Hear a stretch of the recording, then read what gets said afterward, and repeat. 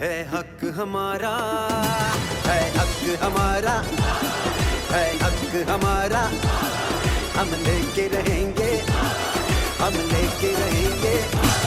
है हक हमारा आजादी, हम लेके रहेंगे आजादी, हम लेके रहेंगे आजादी।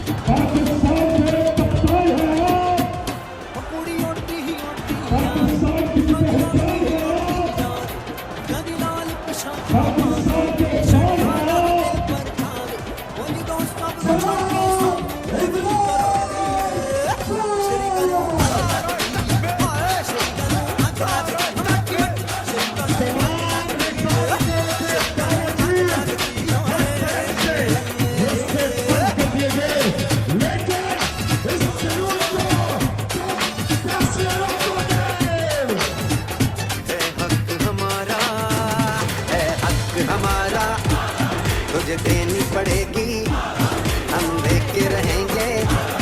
कौम आजाद हो रही है और ये कौम जिस तरफ अब निकल गई है, कोई लोग जो ऊपर समझता है कि इनको गुलाम बना सकता है, उसको गलतफहमी में नहीं रहना चाहिए।